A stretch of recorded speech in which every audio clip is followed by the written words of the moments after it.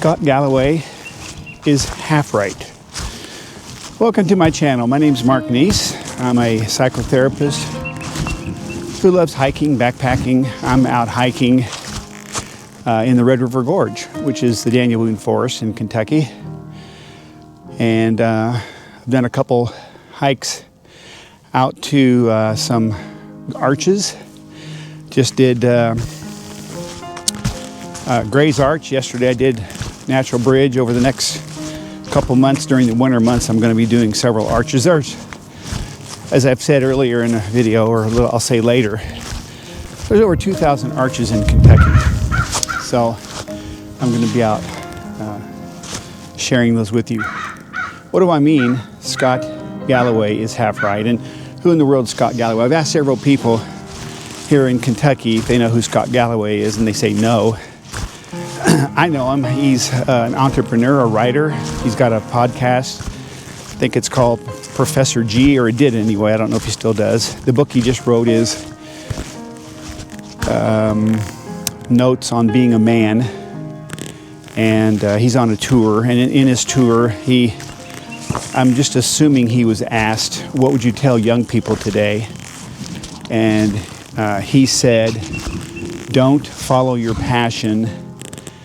Follow what you're good at. So I interchange those words, passion for bliss, and what you're good at, as competency. So don't follow your passion or don't follow your bliss.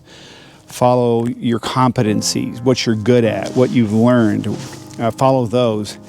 And so he has set up this false dichotomy between what I would call blissers, those that say follow your bliss. I'll share a couple. And anti-blissers, those that say don't follow your bliss. And it sets up a false dichotomy. And I'm going to share with you why I think that and why both are important. And that'll be in the third segment. I'm going to be doing 4 more segments. They're all pretty short, 3 minutes or so. So stay with me. And if you're struggling with what to do with yourself, your life, hopefully this will give you some guidance. If you've got a young person in your life, hopefully these are some things that you can let them know and share with them, especially the end of it, about test driving your passions. That's what teenagers do all the time, right? So anyway, stay with me. We're going to talk about the blissers now. It was cold this morning when I got out here. It was like 22. I had frost all over my tent. I camped out. Got up around 6 o'clock. It was still dark. Went to McDonald's down the street, got a McDonald's breakfast sandwich and a cup of coffee. So that got me going.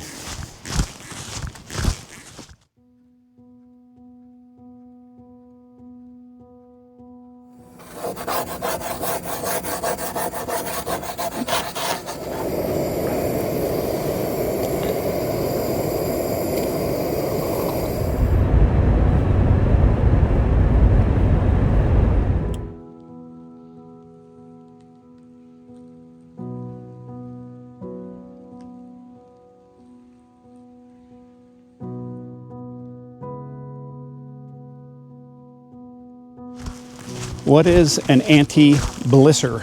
Well, Scott Galloway is an anti-blisser. He says don't follow your bliss, follow your competence, your competency. I grew up with a blisser, an anti-blisser. He wasn't my parent, but he was a mentor of mine. And his name was Willard Gray.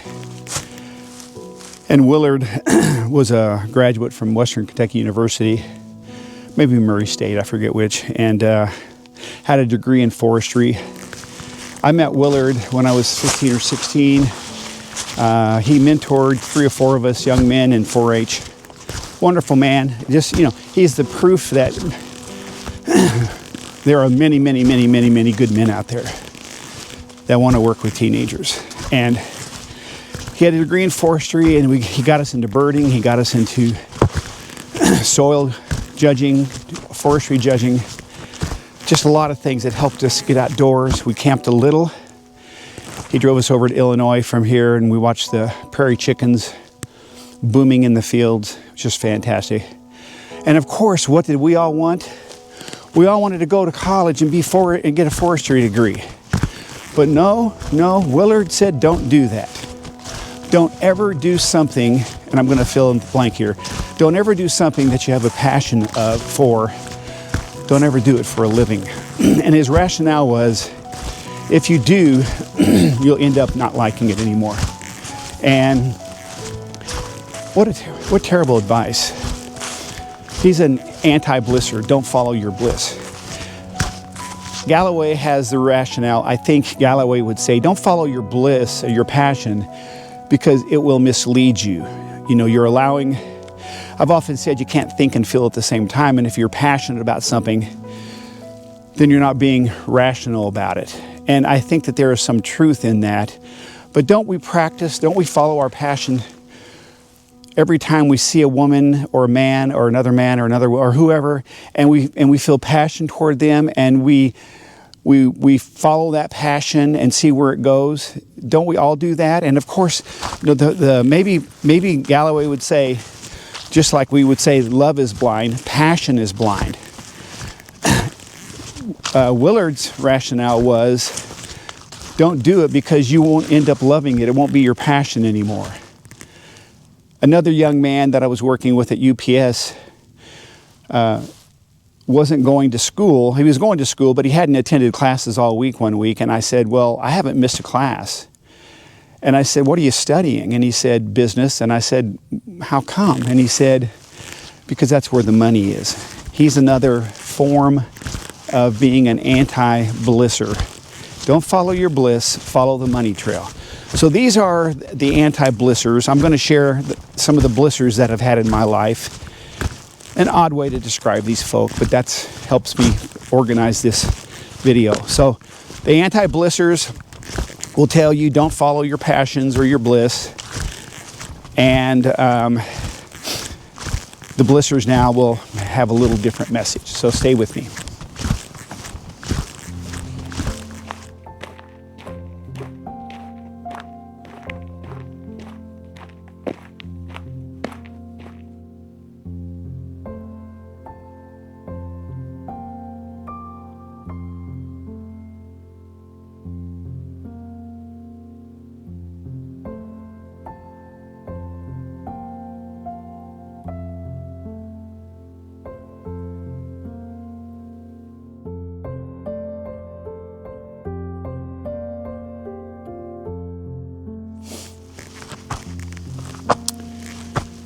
So who are the blissers?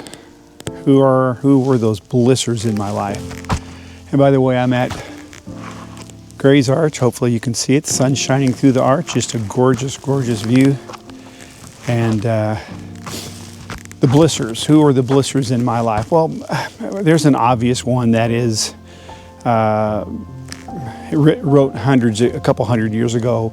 Emerson, and my daughter-in-law gave me a poster for my workout room, and it goes like, go in the direction of your dreams. And I think that to me is following your bliss. That's a blisser. Who are the other blissers in my life? Well, another one was a mythologist, Joseph Campbell, who wrote Hero with a Thousand Faces. And he wrote about the hero's journey. He was interviewed by Bill Moyer many years ago, probably back in the 70s or 80s. And Bill Moyer said, what would you say to a young person today? And Campbell said, I'd tell them to follow your bliss. And I think that's being a blisser. That's following your passion.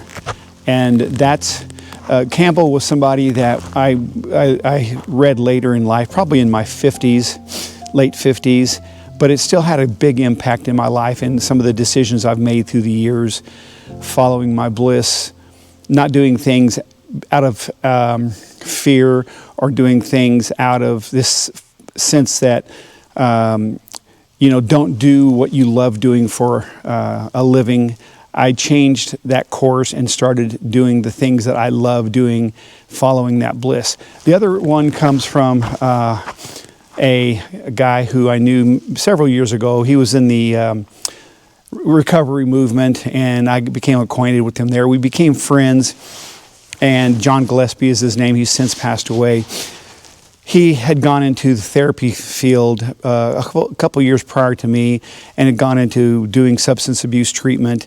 And I thought, well, that's what I want to do.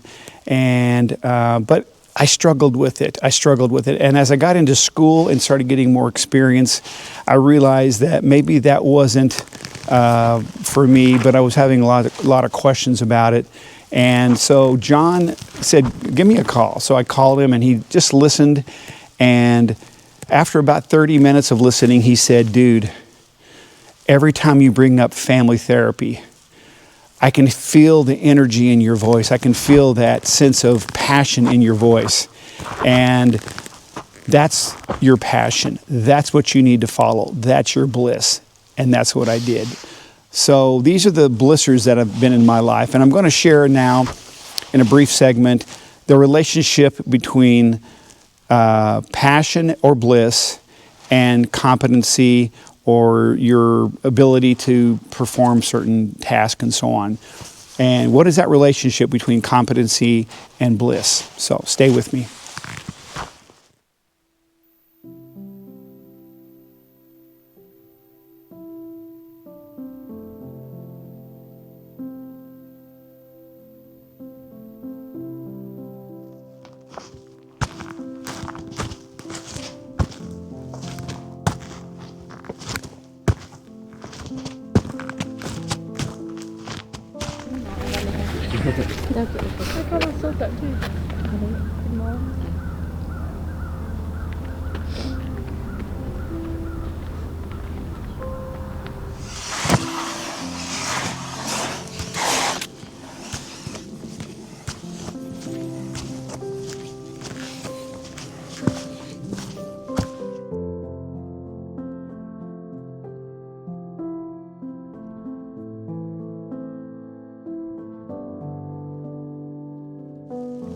This place is incredible. I don't know if you know, but there are like 2,000, probably more arches in the state of Kentucky. I think it's second to Utah, which of course Utah is one of my favorite places. So two of my most favorite places have the most arches in all the country, but these are out in the middle of the woods, out in the middle of the forest. It's not really far. You have to walk in about 1.5 miles for this one, Gray's Arch. What's that relationship between bliss and competency, or passion and competency? And I think the difference, or the relationship, is that they feed on each other. They give each other energy. What I say to young people, and what I would say to anybody, is test drive your bliss. I was talking to some young guys last night at the campground where I stayed, and they were in school still. One of them was in engineering school, and he was going to be graduating, I think, this next year, and he said, I'm going to do this for a year, and if I don't like it, I think I'm going to go into something else, maybe having to do with working with people and that type of thing. But he said, I really like what I'm doing so far. What he's doing is he's test driving his passion. And there was a guy that I met over at one of the other arches yesterday, Natural Bridge, and he was... he went to college for hospitality management or something like that, and he's now driving a truck. He test drove that passion, and he didn't like it, and he went into something else. He says, I love what I do. I love it. I've got a lot of freedom. I get to travel. That's become his passion. And passion, what passion does is it fuels you to go get more tools in your toolbox. That's what it did for me. My passion was becoming a family therapist, and what it did is it drove me to the library. It drove me to getting as much experience as I could possibly get. And that's what I think, that's that relationship between passion and competency. And as you become more competent, I think you become more passionate about what you do. So that give and take between those two parts of the equation, it's not an either or, it's both and. Your passions can energize you to get more tools in your toolbox as you get out and test drive them test drive your passions. And then on the other side of the coin, as you become more competent and you learn more about your job and you get better at it, it develops more passion and more bliss. So I think that that's where, again, with all due respect, I think that Scott Galloway is half right. And maybe he would agree with me completely on this, but he just made a statement that I'm responding to it. It gives me a talking point.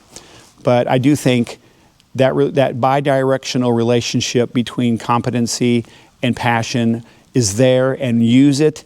I'm going to talk now about something that I think is equally as important, and that is necessity. Stay with me.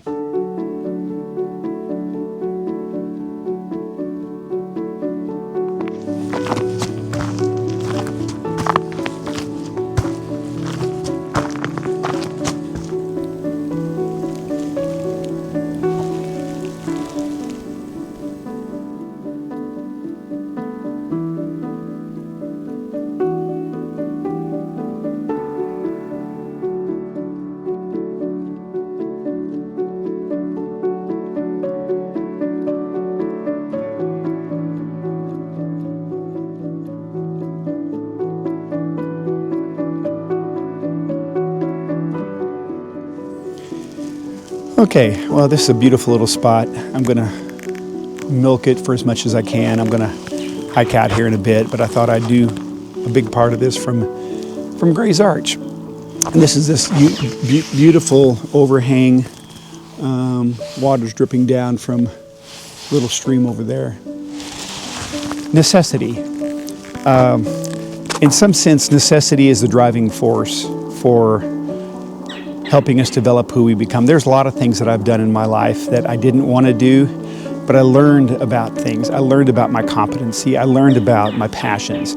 I learned what I didn't want to do. I grew up with my mom telling me, "Oh, Kimmer, you can do anything." And I'm like, "Oh yeah, I can do anything," when I was probably 14 or 15. What I learned growing up was I can't do anything. There are just things that I'm not psychologically and physically equipped to do. And it's foolish for me to think that I could do anything. But the school of hard knocks and necessity will hone you and shape you and make you into a better person. That's what I'm out here doing this hiking for, to become a better person, a stronger person. And that's what life does. It makes you stronger. If you get out and test drive your passions, if you get out and test drive those skills that you've picked up. I picked up a lot of skills in the military, and I went out and tried to use those skills in my life, and some of them were helpful. You know, I spent 4 years as a dog handler. I told people I got tired of coming home smelling like a dog. I love dogs, but I didn't want to do that. That was not my passion. I've got those skills. I talk to people all the time about their dogs, but my passion is family work, family therapy. My passion is helping people with intellectual developmental disabilities. And what I've done is I've gone out and gotten tooled up. I went out and became a board certified behavior analyst for that reason. So I could help people that have serious behavior problems like self-injurious behavior tool up. My passion drove me to tool up, and my tooling up and becoming more competent fueled my passion. But that would not have happened had it not been for necessity. And so let necessity drive you into the world to experiment and to test drive your passions and to test drive your skills and see where that leads you. And I think it's going to lead you in a good way. So yes, it's passion. Yes, it's competency, but it's also being willing to get out and do the necessary things. Okay, well, I'm going to leave here. Gray's Arch, and as you can see, I'm going to leave you with a parting shot of it. And it's been a beautiful, beautiful morning. I woke up to 22 degrees as I was camping out, and I've got some shots of that a little bit I'll include in the video. So take care, and happy trails.